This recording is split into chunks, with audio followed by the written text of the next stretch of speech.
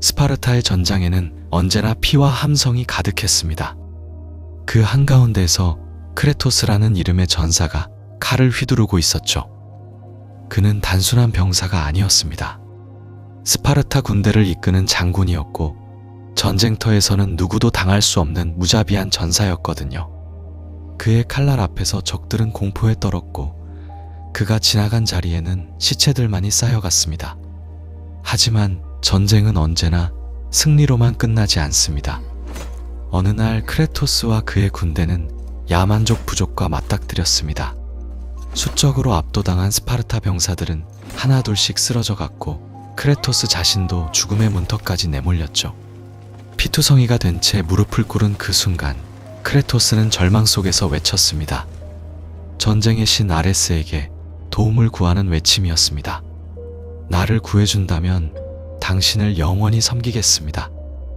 그의 간절한 기도는 응답받았습니다. 하늘에서 불길이 내려왔고 아레스가 나타났죠. 전쟁의 신은 크레토스에게 힘을 주었습니다. 바로 블레이드 오브 카오스라는 쌍검이었습니다. 지옥의 불길로 만들어진 이 칼날은 사슬로 크레토스의 팔에 영원히 박혀버렸고 그와 함께 아레스를 섬기겠다는 맹세도 그의 영혼에 새겨졌습니다. 새로운 힘을 얻은 크레토스는 무적이었습니다. 야만족들은 순식간에 전멸했고 그 후로도 그는 아레스의 이름으로 수많은 전쟁을 치렀습니다. 마을을 불태우고 적들을 학살하면서 크레토스는 점점 더 잔인해졌습니다. 그는 아레스의 완벽한 전사가 되어가고 있었죠. 신의 힘에 취한 크레토스는 자비나 연민 같은 것은 이미 잊어버린 지 오래였습니다. 그러던 어느 날 아레스는 크레토스에게 한 마을을 습격하라는 명령을 내렸습니다. 아테나 여신의 신전이 있는 마을이었습니다. 크레토스는 망설이지 않았습니다. 그는 부하들을 이끌고 마을로 쳐들어갔고 신전 안의 모든 사람들을 죽이기 시작했습니다. 광기에 사로잡힌 그는 신전 안 깊숙한 곳에서 마지막 두 사람을 발견했습니다. 칼을 휘두르는 순간까지도 크레토스는 그들이 누구인지 알지 못했습니다. 피가 흩뿌려지고 두 사람이 쓰러졌습니다. 그제야 크레토스는 깨달았습니다. 자신이 죽인 사람들은 다름 아닌 그의 아내 리시아와 어린 딸 칼리오페였습니다. 아레스가 의도적으로 그의 가족을 그곳에 데려다 놓은 것이었죠. 전쟁의 신은 크레토스를 완벽한 전사로 만들기 위해서는 그의 인간적인 모든 것을 빼앗아야 한다고 생각했고 그래서 이 끔찍한 계략을 꾸민 것이었습니다.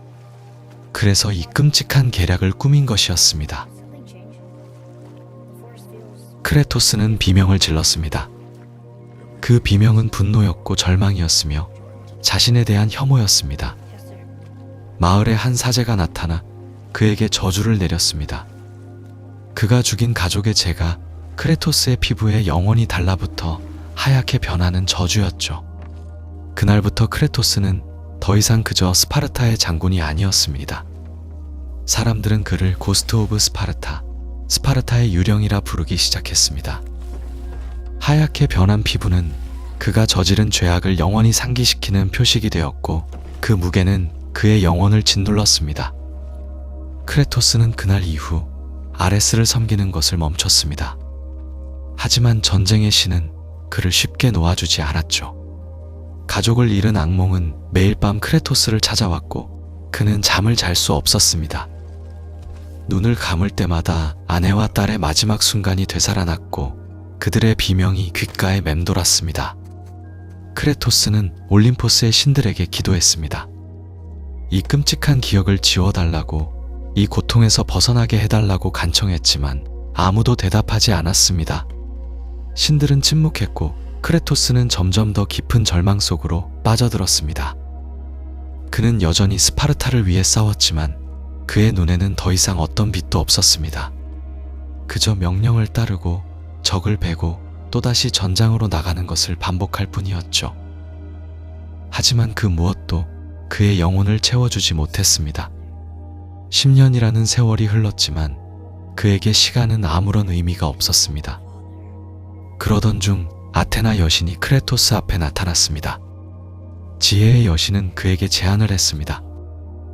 아레스가 아테나의 도시 아테네를 공격하고 있으니 만약 크레토스가 아레스를 막는다면 과거의 죄를 용서해 주겠다는 것이었죠.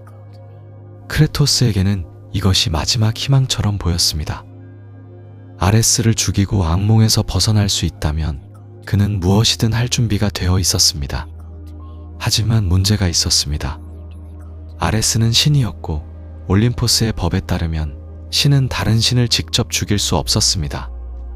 그래서 아테나는 인간인 크레토스를 선택한 것이었죠. 하지만 평범한 무기로는 신을 죽일 수 없었기에 크레토스는 특별한 힘이 필요했습니다. 아테나는 그에게 판도라의 상자를 찾으라고 말했습니다. 전설에 따르면 판도라의 상자 안에는 신을 죽일 수 있는 힘이 담겨 있다고 했습니다. 판도라의 상자는 크로노스의 등 위에 세워진 신전 안에 있었습니다. 크로노스는 제우스의 아버지이자 한때 우주를 지배했던 타이탄이었지만 자식들과의 전쟁에서 패배한 후 영원히 타르타로스의 사막을 떠돌도록 저주받았죠. 그의 거대한 몸은 산맥처럼 움직였고 그 위에 세워진 신전은 끊임없이 흔들렸습니다. 크레토스는 이 불가능해 보이는 여정을 시작했습니다. 여정은 험난했습니다. 크레토스는 에게해를 건너고 수많은 괴물들과 싸우며 신전으로 향했습니다. 길을 막는 모든 것을 베어내며 나아갔지만 그의 마음속에는 오직 한 가지 생각만이 있었습니다. 아레스를 죽이고 이 고통에서 벗어나는 것이었죠. 크로노스의 등에 도착한 크레토스는 신전 안으로 들어갔고 마침내 판도라의 상자를 발견했습니다. 하지만 상자를 손에 넣는 순간 아레스가 그의 존재를 감지했습니다. 전쟁의 신은 거대한 석판을 집어던져 크레토스를 공격했고 그 충격에 크레토스는 상자와 함께 지하 세계로 떨어지고 말았습니다. 하데스가 지배하는 죽은 자들의 세계였죠. 크레토스는 그곳에서 자신이 죽인 수많은 병사들의 영혼들과 마주했고 그들은 그를 지하 세계 깊은 곳으로 끌어내리려 했습니다. 가장 깊은 어둠 속에서 크레토스는 자신의 가족을 다시 만났습니다. 아내 리시아와 딸 칼리오페의 영혼이 그 앞에 나타난 것이었죠. 그들은 크레토스에게 함께 머물라고 이제 그만 쉬라고 속삭였습니다. 크레토스는 그 순간 모든 것을 포기하고 싶었습니다. 하지만 그는 알고 있었습니다. 아레스를 쓰러뜨리지 않는 한 자신은 결코 평화를 얻을 수 없다는 것을 말이죠. 크레토스는 가족의 환영을 뿌리치고 지상으로 돌아왔습니다. 판도라의 상자를 들고 아테네로 돌아온 크레토스는 마침내 아레스와 대면했습니다. 전쟁의 신은 엄청난 크기로 도시를 파괴하고 있었고 그의 힘 앞에서 인간들은 무력했습니다. 크레토스는 판도라의 상자를 열었고 그 안에 담긴 힘이 그의 몸 안으로 흘러들어왔습니다. 순간 크레토스의 몸이 거대하게 변했고 그는 신과 맞설 수 있는 존재가 되었습니다. 아레스와 크레토스의 전투가 시작되었습니다. 한때 주인과 종이었던 둘은 이제 생과 사를 건적이 되었죠. 아레스는 크레토스를 육체적으로만이 아니라 정신적으로도 공격했습니다. 크레토스의 마음속으로 들어가 그가 가족을 죽이던 그날 밤을 다시 보여주며 그를 고통스럽게 만들었습니다. 하지만 크레토스는 더 이상 그 기억에 무너지지 않았습니다.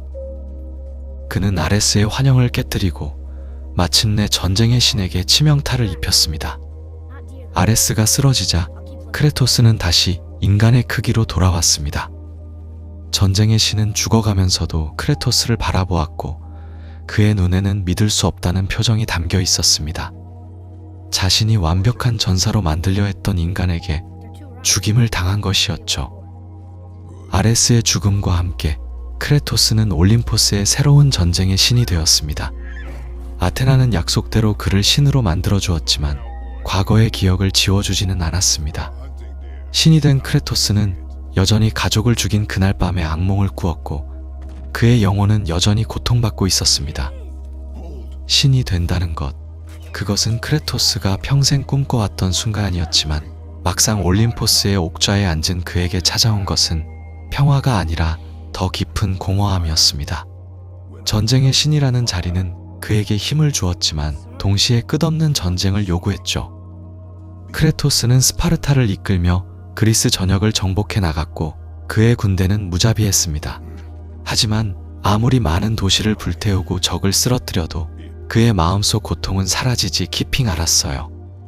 매일 밤 그는 아내와 딸의 얼굴을 보았고 그들의 비명소리가 귓가에 울렸습니다. 올림포스의 신들은 크레토스의 광기 어린 정복을 두려워하기 시작했습니다. 특히 제우스는 크레토스가 점점 더 통제 불가능해지고 있다고 느꼈죠. 한때 자신이 만들어낸 영웅이 이제는 올림포스 자체를 위협하는 존재가 될지도 모른다는 공포가 신들의 왕을 짓눌렀습니다. 그래서 제우스는 크레토스를 로도스 섬으로 불러냈어요. 그곳에서는 거대한 콜로서스 상이 도시를 공격하고 있었고 제우스는 크레토스에게 힘을 빌려주겠다며 올림포스의 검, 즉 자신의 힘이 깃든 검을 건네주었습니다. 크레토스는 그 검에 자신의 실력을 모두 담아 콜로서스와 싸웠습니다. 하지만 전투가 끝나갈 무렵 거대한 독수리 한 마리가 나타나 크레토스를 공격했어요. 그 독수리는 크레토스의 몸에서 신의 힘을 빼앗아가기 시작했고 약해진 크레토스는 쓰러졌습니다. 그때 제우스가 모습을 드러냈어요.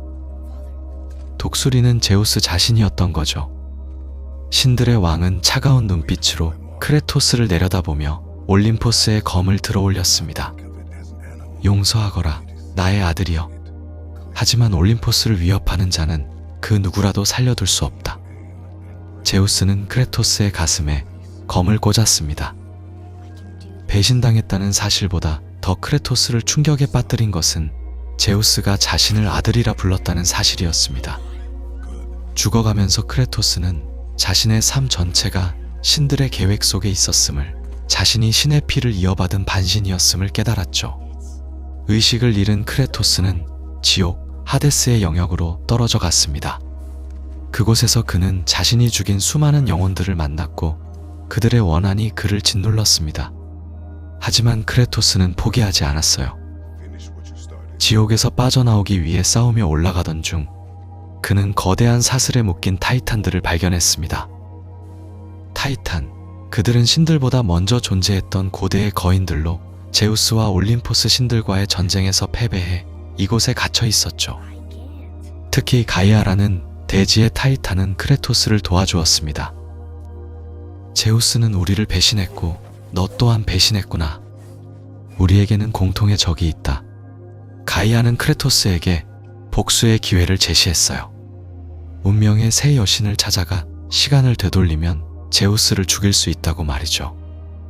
크레토스는 다시 한번 목표를 찾았습니다. 이번에는 단순한 복수가 아니라 올림포스 자체를 무너뜨리는 것이었어요. 그는 지옥에서 빠져나와 운명의 새 여신이 있는 섬으로 향했습니다. 그곳에 가는 길은 험난했고 수많은 괴물과 신화 속 존재들이 그를 막아섰지만 크레토스는 멈추지 않았습니다. 그의 분노는 이제 개인적인 고통을 넘어서 신들 전체를 향하고 있었거든요. 운명의 새 여신, 그들은 과거와 현재와 미래를 보며 모든 생명의 운명의 실을 찾는 존재들이었습니다. 크레토스는 그들을 하나씩 찾아가 싸웠고 마침내 새 여신 모두를 죽였어요. 그리고 운명의 거울 앞에 섰습니다. 이 거울을 통해 과거로 돌아갈 수 있었죠. 크레토스는 제우스가 자신을 배신하던 바로 그 순간으로 돌아갔습니다. 이번에는 제우스의 검을 피하고 반격했어요. 두 신의 전투가 시작되었습니다. 아버지와 아들, 신들의 왕과 전쟁의 신이 맞붙은 거죠. 하지만 아테나가 나타나 둘 사이를 막아섰습니다. 크레토스, 멈춰요. 제우스를 죽이면 올림포스가 무너집니다. 하지만 크레토스는 멈추지 않았고 그의 검이 제우스를 향해 날아갔습니다. 아테나는 제우스를 지키려 했고 결국 크레토스의 검에 찔린 것은 아테나였어요. 죽어가며 아테나는 크레토스에게 진실을 말해주었습니다. 제우스가 크레토스를 두려워한 이유, 그것은 예언 때문이었다고요. 아버지를 죽이는 아들, 이라는 저주가 제우스의 혈통에 내려왔고 제우스 자신도 자신의 아버지 크로노스를 죽였으며 이제 크레토스가 그 운명을 반복하려 한다는 것이었습니다. 아테나가 죽자 제우스는 도망쳤습니다. 크레토스는 가이아와 타이탄들을 해방시켰고 그들과 함께 올림포스를 향해 진군하기 시작했어요. 거대한 타이탄들이 올림포스 산을 기어오르기 시작했고 그들의 등에는 복수심에 불타는 크레토스가 서 있었습니다. 신들과 타이탄들의 전쟁, 오래전에 끝났던 그 전쟁이 다시 시작된 것이었죠. 하지만 이 복수의 여정이 시작되기 전 크레토스에게는 우리가 아직 모르는 이야기들이 있었습니다. 신들을 섬기던 시절 그의 발걸음은 때때로 예상치 못한 곳으로 향했거든요. 어느 날 크레토스는 꿈을 꾸었습니다. 딸 칼리오페가 그를 부르는 꿈이었어요. 그녀는 죽었지만 꿈속에서 살아있었고 아버지를 찾고 있었죠. 잠에서 깬 크레토스는 이것이 단순한 꿈이 아니라는 것을 느꼈습니다. 페르시아의 신이 죽어가고 있었고 그와 함께 세상의 균형이 무너지고 있었거든요. 태양이 하늘에서 떨어지고 어둠이 세상을 집어삼키기 시작했습니다. 크레토스는 이 위기를 막기 위해 명계로 내려가야 했어요. 명계에서 크레토스는 놀라운 것을 보았습니다. 칼리오페가 정말로 그곳에 있었던 거예요. 엘리시움, 죽은 자들이 평화를 찾는 곳에서 딸은 다른 아이들과 함께 놀고 있었습니다. 크레토스의 심장이 뛰었어요. 딸을 다시 볼 수 있다니, 그녀를 데리고 나갈 수 있다니. 하지만 페르세폰에 명계의 여왕이 나타났습니다. 그녀는 크레토스에게 제안했어요. 당신의 힘을 포기하면 딸과 함께 이곳에 머물 수 있습니다. 영원히 평화롭게요. 크레토스는 망설였습니다. 신의 힘을 버리고 평범한 인간으로 돌아가 딸과 함께 있을 수 있다면 그것이 정말로 그가 원하던 것 아니었을까요? 크레토스는 그의 힘을 포기했습니다. 블레이드 오브 카오스를 내려놓고 신의 힘이 그의 몸에서 빠져나가는 것을 느꼈어요. 그는 다시 평범한 스파르타 전사가 되었고 칼리오페를 안았습니다. 따뜻했어요. 너무나 오랫동안 느끼지 못했던 온기였죠. 하지만 페르세포네는 거짓말을 하고 있었습니다. 그녀는 세상을 파괴하려 했고 크레토스의 힘을 빼앗은 것은 그를 막기 위해서였어요. 힘을 잃은 크레토스는 세상이 무너지는 것을 막을 수 없었습니다. 결국 크레토스는 선택해야 했습니다. 딸과 함께 있으면서 세상이 멸망하는 것을 지켜볼 것인가?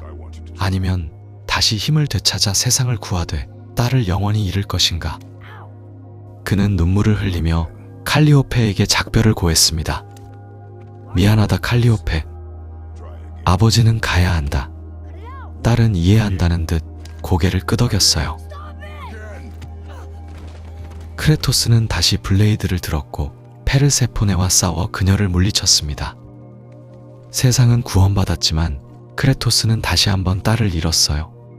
이번에는 자신의 선택으로요. 또 다른 이야기도 있었습니다. 크레토스에게는 동생이 있었어요. 데이모스라는 이름의 남동생이었죠. 어렸을 때 신탁이 예언했습니다. 붉은 표시를 가진 자가 올림포스를 멸망시킬 것이다. 제우스는 두려워했고 아레스에게 명령해 그 아이를 찾아오라고 했어요. 크레토스에게는 붉은 문신이 있었지만 데이모스에게는 태어날 때부터 붉은 반점이 있었습니다. 아레스는 데이모스를 납치해갔고 어린 크레토스는 동생을 지키려 했지만 실패했어요. 그날 크레토스는 얼굴에 붉은 문신을 새겼습니다. 동생을 기억하기 위해서, 그리고 자신의 무력함을 잊지 않기 위해서였죠. 세월이 흘러 크레토스는 동생이 아직 살아있다는 것을 알게 되었습니다. 데이모스는 죽음의 신 타나토스에게 붙잡혀 고문받고 있었어요. 크레토스는 동생을 구하러 갔습니다. 하지만 데이모스는 형을 증오했어요. 내가 나를 지켜줄 수 있었는데 그러지 않았어. 난 평생 고통받았고 넌 신이 되어 영광을 누렸지. 크레토스는 변명하지 않았습니다. 그저 미안하다 고만 말했죠. 두 형제는 함께 타나토스와 싸웠고 그 과정에서 데이모스는 크레토스가 진심으로 자신을 구하러 왔다는 것을 이해하게 되었습니다. 하지만 전투 중에 타나토스가 데이모스를 죽였어요. 크레토스의 품에서 동생은 숨을 거두었고 크레토스는 분노로 타나토스를 갈기갈기 찢어버렸습니다. 또 하나의 상실이었어요. 이번에는 겨우 되찾은 가족을 다시 잃은 것이었죠. 이 모든 이야기들은 크레토스가 단순한 복수의 화신이 아니라는 것을 보여주었습니다. 그는 딸을 사랑했고 동생을 그리워했으며 인간으로서의 삶을 갈망했어요. 하지만 운명은 계속해서 그에게서 소중한 것들을 빼앗아갔고 그때마다 크레토스의 마음속 어둠은 더 깊어졌습니다. 신들은 그를 도구로 사용했고 가족은 그의 손이 닿지 않는 곳으로 사라졌으며 평화는 언제나 아슬아슬하게 손가락 사이로 빠져나갔죠.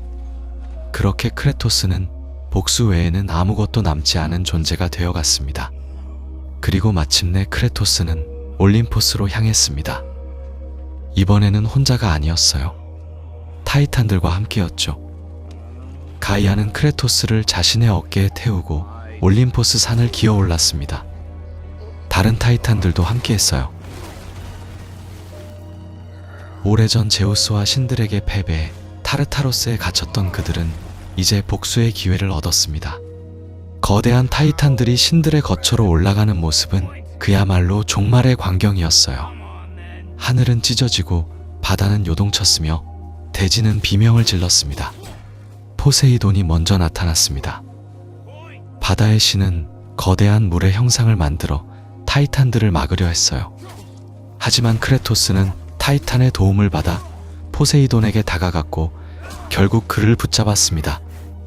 크레토스의 손이 포세이돈의 목을 조였고 신의 눈에서는 빛이 사라졌어요. 포세이돈이 죽자 바다는 통제를 잃었습니다.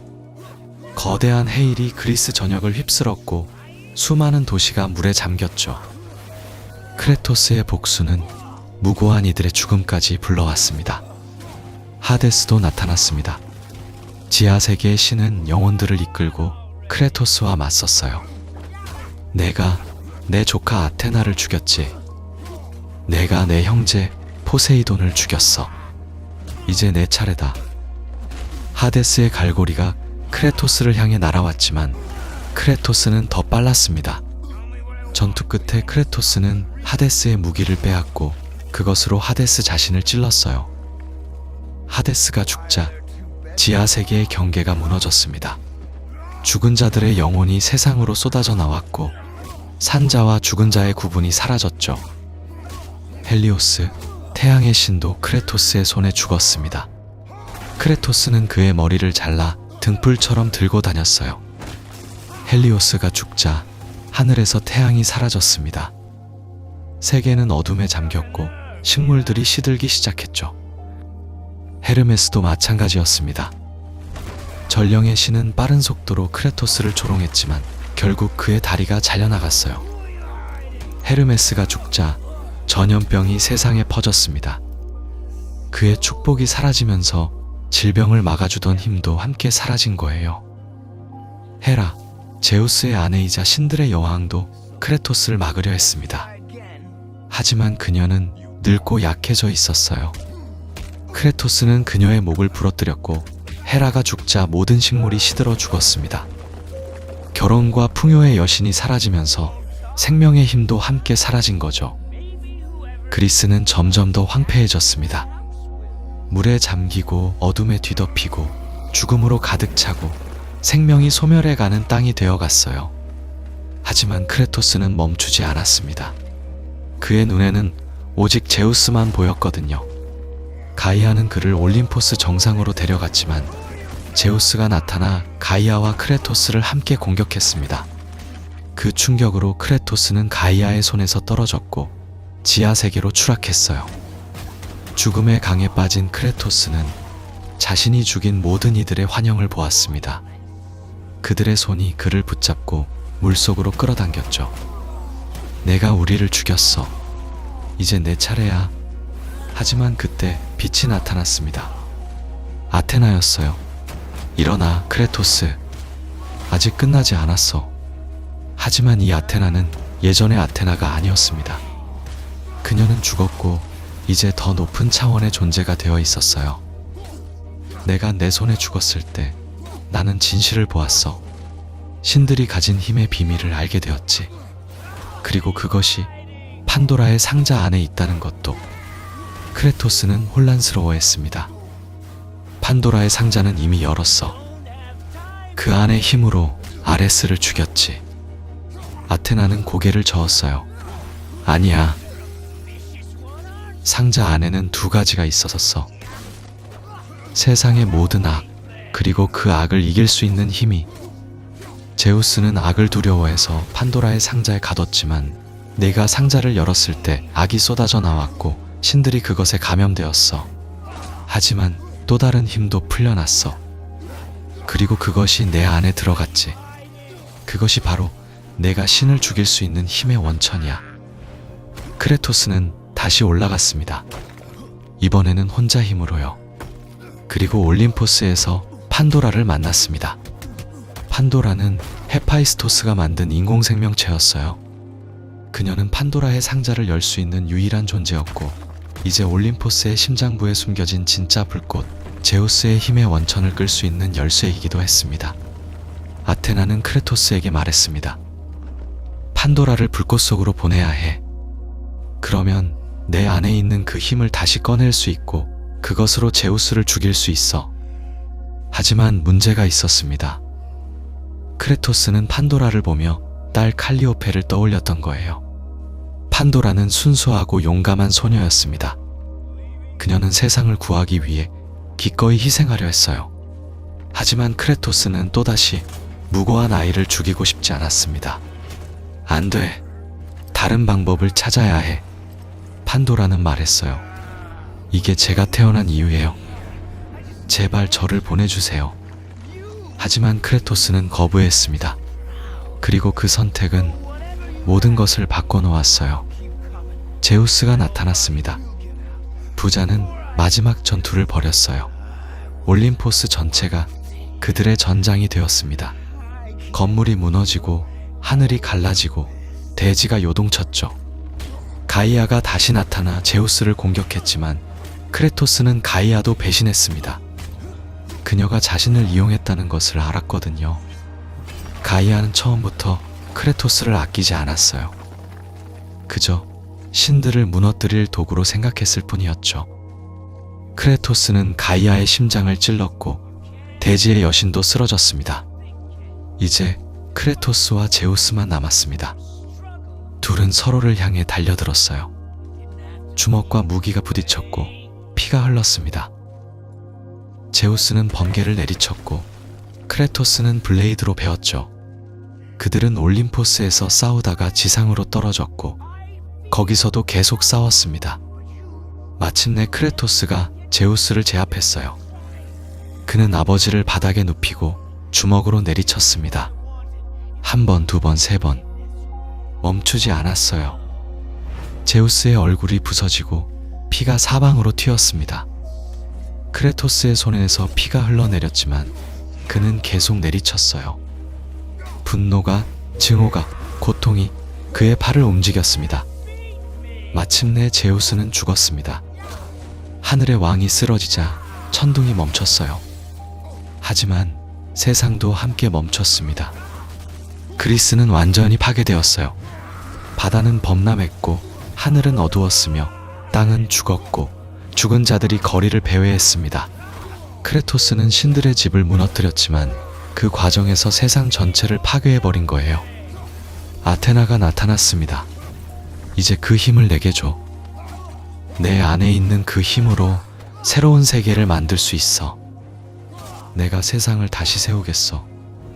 하지만 크레토스는 그녀를 보며 깨달았습니다. 아테나도 결국 힘을 원하는 거였어요. 그녀도 다른 신들과 다르지 않았습니다. 안 돼. 크레토스는 거부했어요. 아테나는 화를 냈습니다. 바보 같은 짓이야. 그 힘 없이는 넌 아무것도 아니야. 그냥 평범한 필멸자일 뿐이지. 크레토스는 칼을 집어들었습니다. 그리고 자신의 배를 찔렀어요. 아테나가 비명을 질렀습니다. 뭐 하는 거야? 크레토스는 피를 흘리며 쓰러졌습니다. 그 힘이 그의 몸에서 빠져나와 세상으로 흩어졌어요. 아테나는 절망했습니다. 넌 세상에 희망을 주는 대신 복수를 선택했어. 그리고 그녀는 사라졌습니다. 크레토스는 폐허 속에 누워 있었습니다. 피가 그의 몸에서 흘러나왔고 숨이 약해졌어요. 그는 죽어가고 있었습니다. 하지만 그의 눈에는 평화가 있었어요. 마침내 끝났다는 안도감이 있었죠. 복수는 완성되었고 신들은 사라졌으며 이제 그도 쉴 수 있을 것 같았습니다. 하지만 나중에 그곳을 다시 찾아보니 크레토스의 시체는 없었습니다.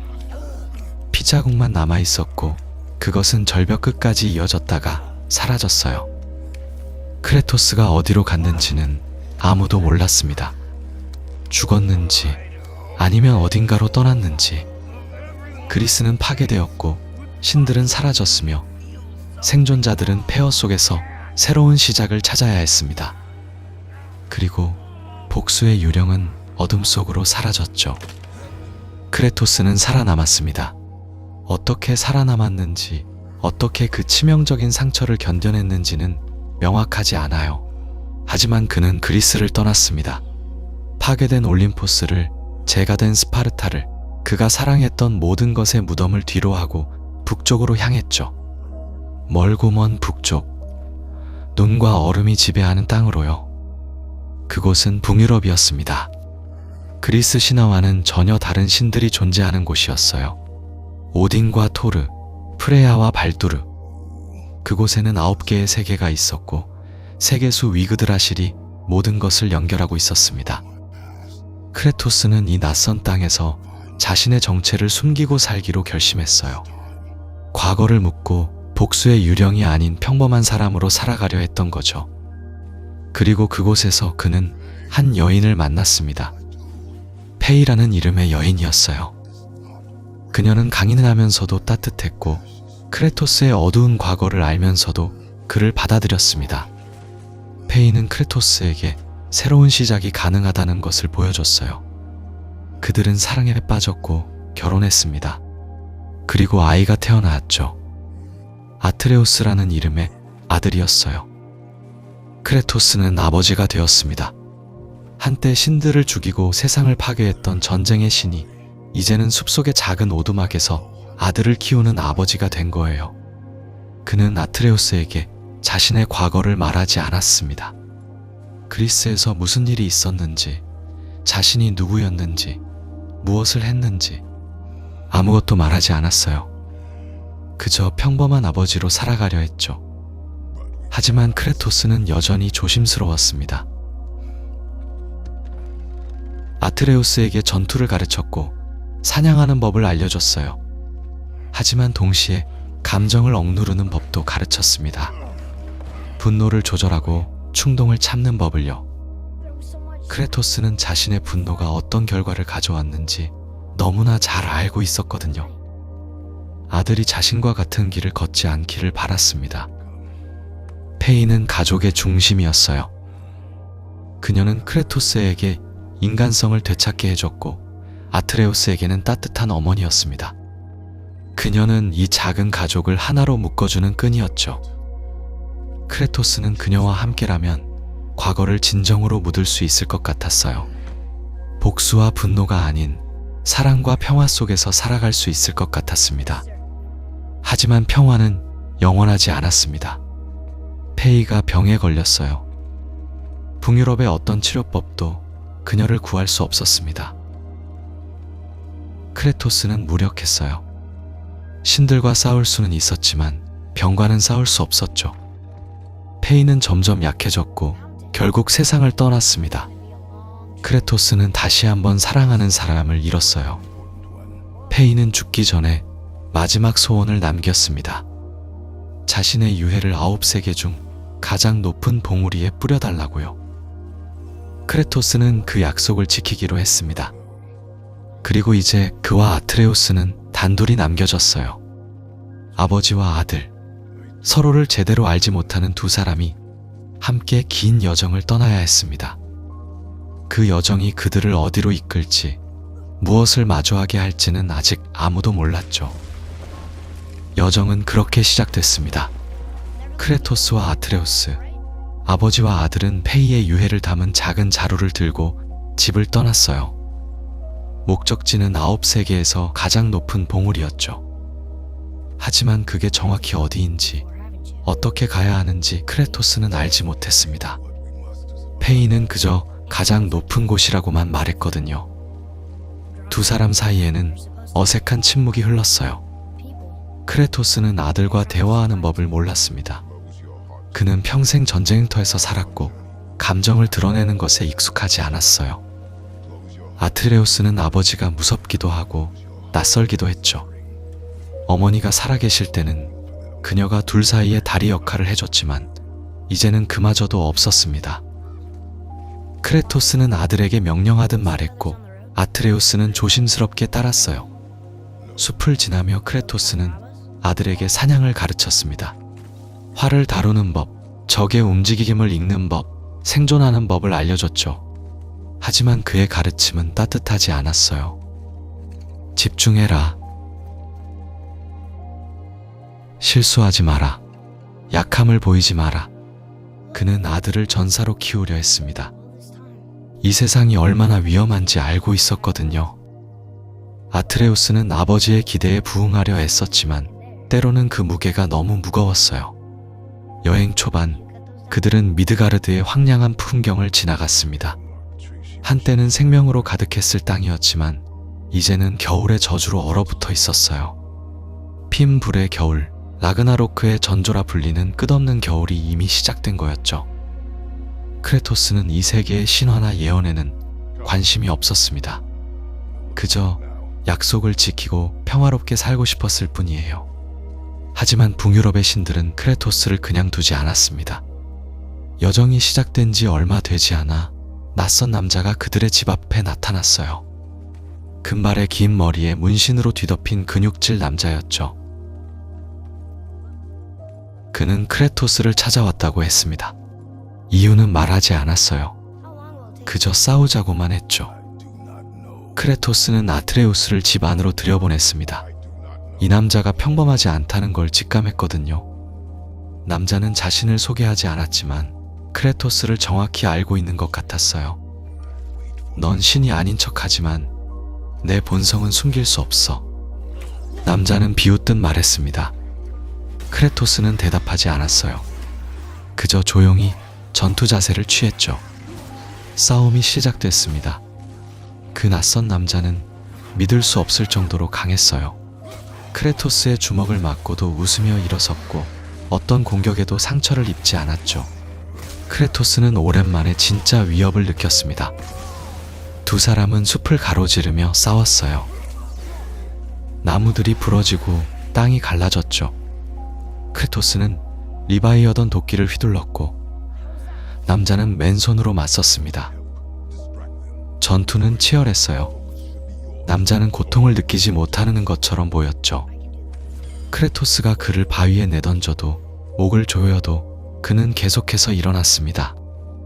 오히려 즐기는 것 같았어요. 그래, 바로 이거야. 더. 그는 흥분한 듯 외쳤죠. 크레토스는 이 남자가 보통 인간이 아니라는 것을 확신했습니다. 신이거나 신에 가까운 존재였어요. 싸움 끝에 크레토스는 남자의 목을 부러뜨렸습니다. 남자는 쓰러졌고 움직이지 않았어요. 하지만 크레토스는 알고 있었죠. 이게 끝이 아니라는 것을요. 그는 서둘러 아트레우스를 데리고 집을 떠났습니다. 더 이상 그곳은 안전하지 않았거든요.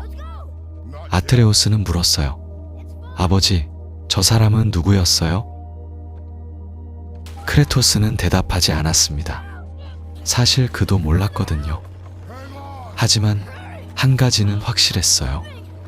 누군가 자신을 찾고 있고 그 누군가는 강력했으며 이제 숨어 사는 것은 불가능하다는 거였죠.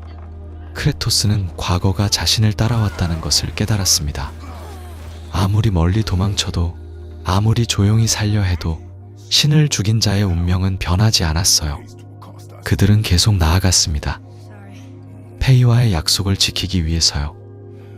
길은 험했고 괴물들이 곳곳에 나타났죠. 드라우그라 불리는 살아있는 시체들, 거대한 트롤들, 그리고 이름 모를 위험한 생물들이 그들을 가로막았습니다. 크레토스는 도끼와 주먹으로 길을 열었고 아트레우스는 활로 아버지를 도왔어요. 천천히, 아주 천천히 두 사람은 서로를 이해하기 시작했습니다. 크레토스는 아들이 생각보다 용감하다는 걸 알았고 아트레우스는 아버지가 자신을 지키려 한다는 걸 느꼈어요. 말은 여전히 적었지만 전투 속에서 둘은 하나의 팀이 되어갔죠. 크레토스가 적을 제압하면 아트레우스가 마무리했고 아트레우스가 위험에 처하면 크레토스가 막아섰습니다. 그러던 중 그들은 드워프를 만났어요. 브로크와 신들이 두 형제 대장장이었죠. 이들은 신들의 무기를 만드는 전설적인 장인들이었습니다. 브로크는 거칠고 직설적이었고 신드리는 깔끔하고 신경질적이었어요. 두 형제는 사이가 좋지 않았지만 실력만큼은 최고였죠. 그들은 크레토스의 도끼를 보고 놀랐습니다. 이건 우리가 만든 거야. 페이를 위해 만들었지. 브로크가 말했어요. 도끼는 페이가 죽기 전 마지막으로 손댔던 물건이었습니다. 그녀의 체온이 그녀의 손길이 남아있는 유일한 증거였죠. 브로크와 신드리는 크레토스에게 도끼를 강화해 줄 수 있다고 말했어요. 그들은 미드가르드 곳곳에 작업장을 가지고 있었고 크레토스가 필요할 때마다 무기를 업그레이드 해줬습니다. 신드리는 특별한 능력도 가지고 있었어요. 세계수 이그드라실의 차원 사이를 이동할 수 있는 능력이었죠. 덕분에 크레토스와 아트레우스는 먼 거리를 순식간에 이동할 수 있었습니다. 여정은 계속됐고 그들은 점점 더 높은 곳으로 올라갔어요. 산 정상에 가까워질수록 이상한 일들이 벌어지기 시작했습니다. 아트레우스가 이상한 목소리를 듣기 시작한 거예요. 벽에 새겨진 고대 문자들이 저절로 읽혔고 본 적 없는 장면들이 머릿속에 떠올랐죠. 크레토스는 걱정했지만 아들에게 뭐라고 말해야 할지 몰랐습니다. 그저 계속 앞으로 나아갈 뿐이었어요. 그러던 어느 날 그들은 거인의 시체를 발견했습니다. 아주 오래전에 죽은 듯 보이는 거대한 존재였죠. 그 근처에서 아트레우스는 또다시 환영을 보았어요. 거인들이 살았던 시절의 모습이 눈앞에 펼쳐졌습니다. 크레토스는 그 광경을 보지 못했지만 아들의 표정이 심상치 않다는 걸 알아챘어요. 괜찮으냐? 크레토스가 물었습니다. 아트레우스는 고개를 끄덕였지만 사실 괜찮지 않았어요. 뭔가 자신의 몸속에서 변화가 일어나고 있다는 걸 느낄 수 있었거든요. 그들은 계속해서 9세계의 비밀을 하나씩 밝혀나갔습니다. 알프헤임이라는 빛의 요정들의 세계에도 갔고 헬헤임이라는 죽음의 세계 입구까지 도달했어요. 각각의 세계는 고유한 아름다움과 위험을 가지고 있었죠.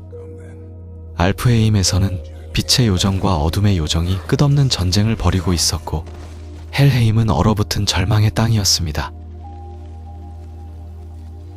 크레토스와 아트레우스는 이 모든 장소를 통과하며 점점 더 강해졌어요. 그러던 중 그들은 미미르를 만났습니다. 미미르는 오딘의 조언자였던 존재인데 오딘에게 배신당해 나무에 묶인 채 목만 남은 상태였어요. 하지만 그의 지혜는 여전했죠. 가장 똑똑한 남자 라는 별명답게 미미르는 9세계의 모든 비밀을 알고 있었습니다. 그는 크레토스에게 부탁했어요. 날 이 나무에서 자유롭게 해주게. 대신 자네가 가야 할 길을 알려주지. 크레토스는 망설이지 않았습니다.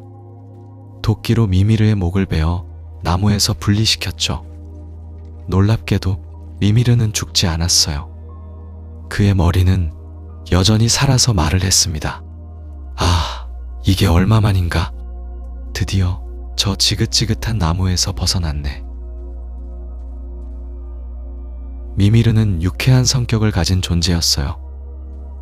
그는 크레토스의 허리춤에 매달려 여정을 함께하게 됐고 길을 안내하며 고대의 이야기들을 들려줬습니다. 아트레우스는 미미르를 좋아했어요. 아버지와 달리 미미르는 말이 많았고 재미있는 이야기를 많이 알고 있었거든요. 미미르의 도움으로 그들은 요툰헤임으로 가는 방법을 알아냈습니다. 하지만 그 길은 쉽지 않았어요. 오딘이 모든 입구를 봉인해 놨거든요. 유일한 방법은 산 정상에 있는 특별한 문을 여는 것뿐이었죠. 그 문을 열기 위해서는 검은 룬의 동굴에서 특별한 마법을 얻어야 했습니다. 크레토스와 아트레우스는 그곳으로 향했어요. 동굴 안에서 그들은 고대의 마법사들이 남긴 시련을 통과해야 했습니다. 복잡한 퍼즐을 풀고 강력한 수호자들과 싸워야 했죠. 아트레우스는 이 과정에서 자신의 능력이 점점 커지는 걸 느꼈어요. 그는 이제 단순히 활을 쏘는 것만이 아니라 마법 같은 힘을 사용할 수 있게 됐습니다. 하지만 그 힘이 커질수록 아트레우스는 이상해졌어요. 자만심이 생겼고 아버지의 말을 잘 듣지 않았죠. 그리고 마침내 그 순간이 왔습니다. 크레토스가 아들에게 진실을 말해야 하는 순간이요. 동굴의 가장 깊은 곳에서 아트레우스가 쓰러졌어요. 신의 피와 거인의 피가 섞인 그의 몸이 감당하지 못할 정도로 힘이 폭주한 거였죠. 아트레우스는 죽어가고 있었습니다. 크레토스는 절박했어요. 아들을 살리기 위해서는 헬헤임의 치유사를 만나야 했고, 그러기 위해서는 자신의 과거를 꺼내야 했습니다. 크레토스는 집으로 돌아가 블레이드 오브 카오스를 꺼냈어요. 그리스에서 가져온 자신의 과거와 죄악이 담긴 무기였죠. 그 칼날들은 여전히 지옥의 불꽃으로 타오르고 있었습니다. 크레토스는 그 무기를 다시는 쓰지 않겠다고 맹세했었지만 아들을 위해서라면 과거와도 다시 마주할 수 있었어요. 그는 블레이드를 들고 헬헤임으로 향했습니다. 헬헤임에서 크레토스는 자신의 과거와 마주했어요. 죽은 자들의 환영이 그를 괴롭혔고 그가 죽인 사람들의 목소리가 들렸습니다. 하지만 크레토스는 멈추지 않았어요. 아들을 구하는 것만이 중요했거든요. 치유사는 크레토스에게 말했습니다. 아이가 자신이 누구인지 모르는 게 문제야. 진실을 말해줘야 해. 크레토스는 알고 있었어요. 이제 더 이상 숨길 수 없다는 걸요. 아트레우스가 깨어났을 때 크레토스는 아들에게 모든 걸 말했습니다. 우리는 신이다. 아트레우스는 믿을 수 없었어요. 하지만 그건 사실이었죠. 크레토스는 그리스의 전쟁의 신이었고 페이는 거인이었습니다. 아트레우스는 신과 거인의 피를 모두 물려받은 존재였어요. 그 진실을 알게 된 순간 아트레우스의 병은 나았습니다. 자신의 정체성을 받아들였기 때문이죠. 하지만 이 진실은 아트레우스를 변화시켰어요. 자신이 신이라는 걸 알게 된 소녀는 교만해지기 시작했습니다.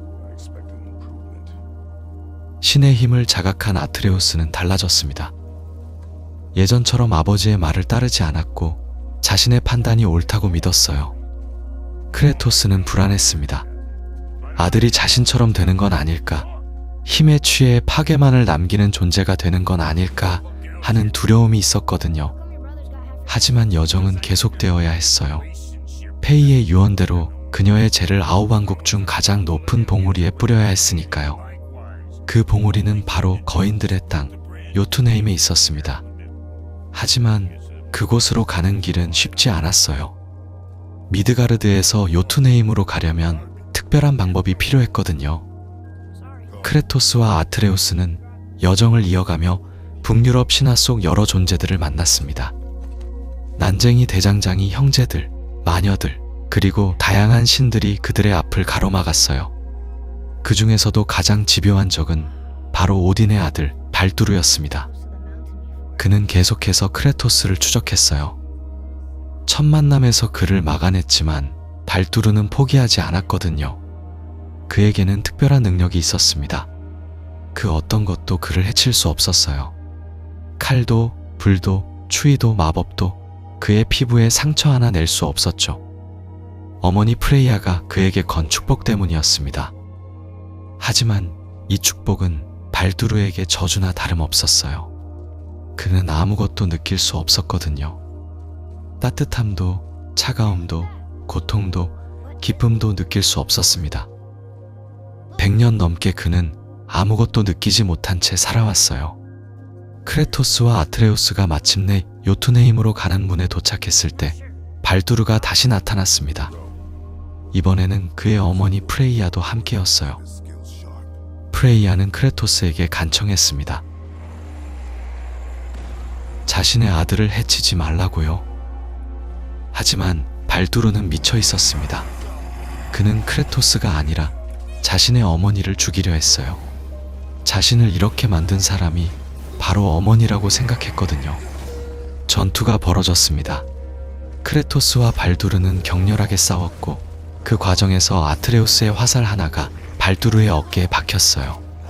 그런데 이상한 일이 일어났습니다. 발두르가 비명을 질렀거든요. 고통을 느낀 거예요. 아트레우스의 화살촉에는 겨우살이가 묻어 있었는데 그것만이 유일하게 발두르의 무적을 깨뜨릴 수 있는 약점이었습니다. 프레이야가 세상의 모든 것에 아들을 해치지 말라는 맹세를 받았지만 겨우 살이만은 너무 보잘것없다고 생각해서 빠뜨렸던 거죠. 100년 만에 처음으로 무언가를 느낀 발두르는 환희에 찼습니다. 고통조차 그에게는 축복이었어요. 그는 더욱 미쳐서 어머니를 죽이려 했고 크레토스는 막아야 했습니다. 마지막 순간 크레토스는 발두르의 목을 부러뜨렸어요.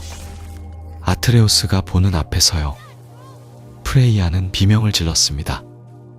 그녀의 아들이 죽었거든요. 그녀는 크레토스를 저주했습니다.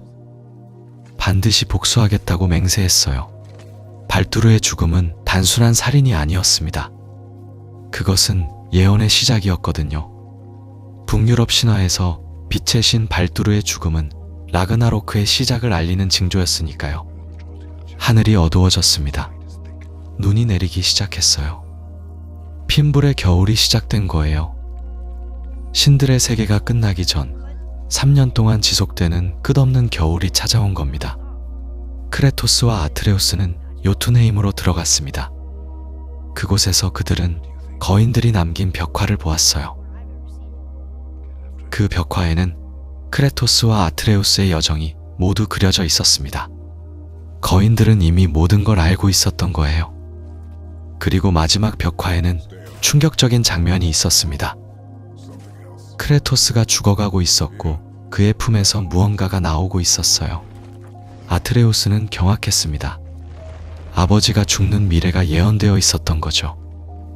하지만 크레토스는 침착했습니다. 그는 아들에게 말했어요. 예언은 우리를 구속하지 않는다. 우리는 더 나은 존재가 될 수 있다. 크레토스와 아트레우스는 집으로 돌아왔습니다. 핀불의 겨울 속에서 그들은 함께 지냈어요. 3년이라는 시간 동안 아트레우스는 성장했고 크레토스는 아들에게 전투를 가르쳤습니다. 하지만 평화는 오래가지 못했어요. 어느 날 낯선 신이 그들의 집에 찾아왔거든요.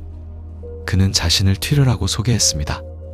전쟁의 신이자 한때 오딘의 오른팔이었던 존재였죠. 튀르는 크레토스에게 도움을 요청했습니다. 라그나로크를 막아야 한다고 말했어요. 아니, 정확히는 라그나로크를 제대로 이끌어야 한다고 했죠. 오딘이 모든 예언을 자신에게 유리하게 바꾸려 한다고 경고했습니다. 튀르는 아트레우스에게 특별한 관심을 보였어요. 소년에게는 중요한 운명이 있다고 말했거든요. 아트레우스는 혼란스러웠습니다. 거인들의 예언에는 자신이 로키라는 이름으로 불린다고 했어요. 북유럽 신화의 사기꾼 신 로키 말이에요.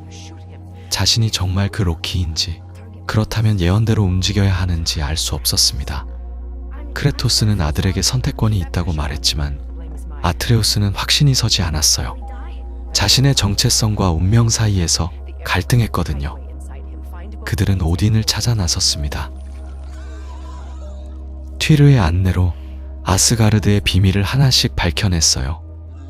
하지만 곧 충격적인 진실과 마주했죠. 튀르는 진짜가 아니었습니다.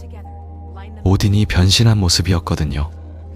전쟁의 신으로 위장해 그들 곁에 머물며 정보를 빼낸 거예요. 오딘의 목적은 명확했습니다. 아트레우스를 자기 편으로 만들어 라그나로크를 피하려는 거였죠. 아트레우스는 배신감에 분노했지만 동시에 오딘의 말에도 흔들렸습니다. 오딘은 소년에게 속삭였어요. 함께하면 모든 것을 알 수 있다고, 거인들의 비밀도 어머니의 진실도 모두 밝힐 수 있다고 말이에요. 크레토스는 아들을 믿었습니다. 선택은 아트레우스의 몫이라고 했죠. 하지만 내심 두려웠어요. 아들이 잘못된 길로 빠질까봐 걱정했거든요. 결국 아트레우스는 오딘과 함께 아스가르드로 갔습니다. 크레토스의 만류에도 불구하고 스스로 결정을 내렸어요. 진실을 찾고 싶었고 자신이 직접 오딘의 의도를 파악하겠다고 했죠. 크레토스는 아들을 보내야 했음이고요. 가슴이 찢어지는 고통이었지만 아트레우스의 선택을 존중했습니다. 아스가르드에서 아트레우스는 많은 것을 배웠어요. 오딘의 지식 창고에 접근했고 거인들의 역사를 공부했습니다. 하지만 점점 오딘의 진짜 얼굴을 보기 시작했죠. 전지의 신은 지식에 집착했고 그 과정에서 수많은 이들을 희생시켰거든요. 토르의 딸 트루드를 만나면서 아트레우스는 더욱 확신했습니다. 오딘은 구원자가 아니라 폭군이었어요. 한편 크레토스는 동료들과 함께 전쟁을 준비했습니다. 프레이야, 미미르, 그리고 진짜 튀르를 찾아낸 뒤 연합을 구축했어요. 드워프 형제 브록과 신드리도 함께했죠. 이들은 라그나로크를 막는 게 아니라 오히려 제대로 일으켜서 오딘의 지배를 끝내기로 했습니다. 예언을 두려워하지 않고 맞서기로 한 거예요. 마침내 아트레우스가 탈출했습니다. 오딘의 본색을 완전히 깨달은 뒤 아스가르드를 빠져나온 거죠. 아버지와 재회했을 때 크레토스는 아들을 꼭 안아주었어요. 말없이 품에 안았습니다. 아트레우스는 울었고 크레토스는 아들의 성장을 느꼈죠. 라그나로크가 시작되었습니다. 연합군은 아스가르드로 진격했어요. 거대한 전투가 벌어졌죠. 토르가 크레토스 앞에 다시 나타났습니다. 이번에는 더욱 맹렬한 전투였어요. 천둥의 신은 오딘의 명령에 따라 싸웠지만 그의 눈에는 망설임이 있었습니다. 크레토스는 토르에게 말했어요. 아버지가 시킨다고 해서 아들을 죽일 필요는 없다고, 선택할 수 있다고 말이죠. 토르는 흔들렸습니다. 망치를 내려놓으려 했어요. 그 순간 오딧이 나타났죠. 전지의 신은 분노했습니다. 토르의 배신을 용서하지 않았어요. 그리고 자신의 아들을 직접 죽였습니다. 창으로 토르의 심장을 꿰뚫었거든요. 천둥의 신은 아버지의 손에 쓰러졌어요. 마지막까지 자유를 얻지 못한 채 말이죠. 크레토스와 아트레우스는 오딘과 맞섰습니다. 치열한 전투가 이어졌어요. 오딘은 강력했지만 부자의 유대는 더 강했죠. 함께 싸우며 그들은 오딘을 압도했습니다. 마침내 전지의 신을 쓰러뜨렸어요. 하지만 여기서 비극이 일어났습니다. 브록이 오딘의 마지막 발악에 치명상을 입었거든요. 신드리는 형제를 살리려 했지만 실패했어요. 브록은 죽었습니다. 신드리는 오딘에게 복수했죠. 영혼의 형태로 남은 오딘을 완전히 파괴해버렸어요. 라그나로크는 끝났지만 그 대가는 컸습니다.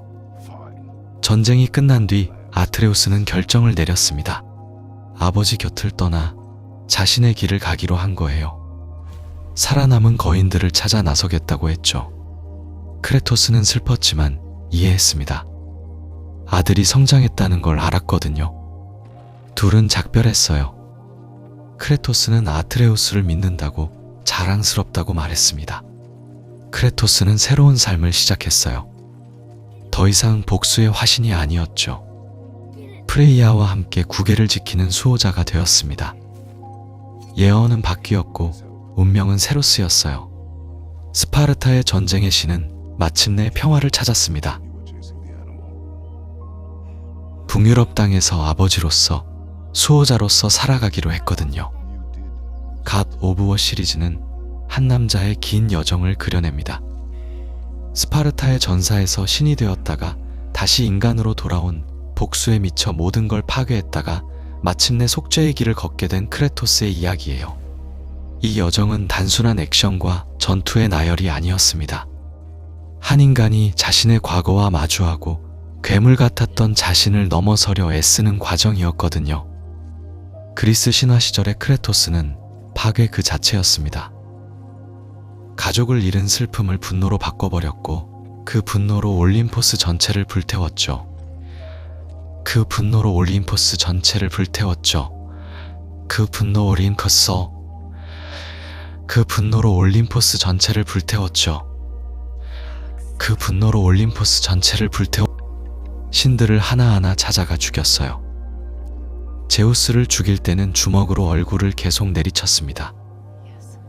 이미 죽은 뒤에도 멈추지 않았어요. 복수는 완성되었지만 그의 손에는 아무것도 남지 않았습니다. 그리스 땅은 폐허가 되었고 크레토스는 텅 빈 세계에 홀로 서 있었죠. 북유럽으로 떠난 건 도망이었을지도 몰라요. 과거로부터 자신이 저지른 일들로부터 벗어나고 싶었던 거예요. 새로운 땅에서 새로운 사람이 되려 했습니다. 파이라는 여인을 만나 사랑했고 아트레우스라는 아들을 얻었어요. 하지만 과거는 쉽게 지워지지 않았습니다. 크레토스는 여전히 감정을 억누르고 살았거든요. 아들에게조차 냉정하게 대했죠. 사랑하는 법을 잊어버린 것 같았어요. 파이의 죽음은 모든 걸 바꿨습니다. 크레토스는 아들과 단둘이 남았어요. 아내의 유언을 지키기 위해 여행을 떠났죠.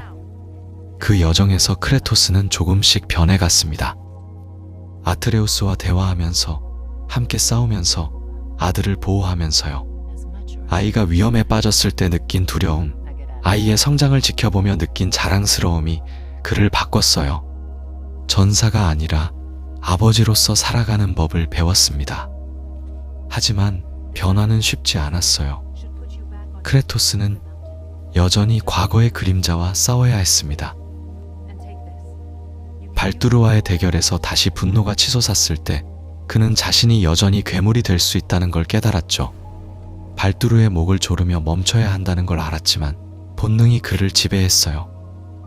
결국 발두르를 죽였을 때 그는 자신의 과거가 반복되는 걸 봤습니다. 아버지를 죽인 자신처럼 발두르도 어머니 프레이야를 죽이려 했거든요. 아트레우스에게 진실을 말한 건 용기가 필요한 일이었습니다. 자신이 신이라는 것, 그리스의 신들을 모두 죽였다는 것, 가족을 죽인 과거가 있다는 것을 고백했어요. 아들이 자신을 어떻게 볼지 두려웠겠죠. 하지만 크레토스는 더 이상 숨기지 않기로 했습니다. 진정한 아버지가 되려면 진실을 나눠야 한다는 걸 알았거든요. 핀불의 겨울 동안 둘의 관계는 또 다른 시험을 맞았습니다. 아트레우스가 로키라는 정체성을 알게 되면서 방황했을 때 크레토스는 어떻게 해야 할지 몰랐어요. 아들을 믿고 기다려야 하는지 강하게 잡아야 하는지 고민했죠. 결국 그는 아들을 놓아주기로 했습니다. 아트레우스가 스스로 답을 찾도록요. 그건 크레토스에게 가장 어려운 선택이었어요. 보호하는 게 아니라 믿는 것, 그게 진짜 아버지의 역할이라는 걸 배웠습니다. 라그나로크를 막으려 했던 건 아이러니했어요. 그리스에서 신들의 세계를 파괴했던 크레토스가 이번엔 세계를 지키려 했거든요. 예언에서 자신이 죽는다는 걸 알았지만 두렵지 않았습니다. 아들을 위해서라면 죽을 수도 있었어요. 그런데 예언은 틀렸습니다. 크레토스는 살아남았고 운명을 바꿨죠. 그건 단순히 힘으로 이긴 게 아니었어요. 다르게 선택했기 때문에 가능했습니다. 복수가 아니라 보호를 택했고 파괴가 아니라 희망을 선택했거든요. 아트레우스를 떠나보낸 순간이 크레토스의 진짜 성장을 보여줬습니다. 예전에 그라면 막았을 거예요. 아들을 곁에 묶어두려 했겠죠. 하지만 이제는 달랐어요. 아들이 자신의 길을 가야 한다는 걸 이해했습니다. 함께한 시간이 영원할 수 없다는 것, 진정한 사랑은 때로 놓아주는 것이라는 걸 받아들였어요. 작별하며 아트레우스에게 한 말들은 크레토스가 얼마나 변했는지 보여줍니다. 자랑스럽다는 말은 예전에 그에게선 절대 나올 수 없는 말이었거든요. 시리즈 전체를 관통하는 주제는 결국 변화와 속죄입니다. 사람이 정말로 바뀔 수 있는지, 과거의 죄를 용서받을 수 있는지에 대한 이야기예요. 크레토스는 끔찍한 일들을 저질렀습니다. 무고한 사람들을 죽였고 세계를 파괴했죠. 그 죄는 지워지지 않아요. 하지만 그는 다르게 살려고 노력했습니다. 더 나은 아버지가 되려 했고 더 나은 사람이 되려 애썼어요. 완벽하진 않았지만 계속 시도했습니다. 신화라는 틀 안에서 인간성을 찾아가는 여정이기도 했어요. 신들의 세계에서 벌어지는 장대한 전쟁, 거대한 괴물들과의 싸움 속에서도 가장 중요한 건 결국 인간적인 감정들이었습니다. 아버지와 아들 사이의 대화, 과거를 후회하는 마음, 사랑하는 이를 잃은 슬픔, 더 나아지고 싶은 소망이요. 크레토스가 진짜 강했던 건 괴물을 죽일 수 있어서가 아니라 자신의 약함을 인정하고 변하려 했기 때문입니다. 이 이야기는 끝났지만 또 끝나지 않았습니다. 크레토스의 여정은 계속될 거예요. 그는 이제 복수의 화신이 아니라 수호자로 살아가죠. 과거를 완전히 지울 순 없지만 그 과거가 그를 정의하지는 않습니다. 스파르타의 전사는 북유럽의 아버지가 되었고 파괴의 신은 평화를 지키는 사람이 되었어요. 그 변화가 완벽하지 않고 여전히 고통스럽고 때론 실패하더라도요. 중요한 건 포기하지 않고 계속 나아간다는 것입니다. 그게 갓 오브 워가 전하는 메시지예요. 과거가 아무리 어둡더라도 사람은 변할 수 있고 속죄의 길은 언제나 열려 있다는 것이죠.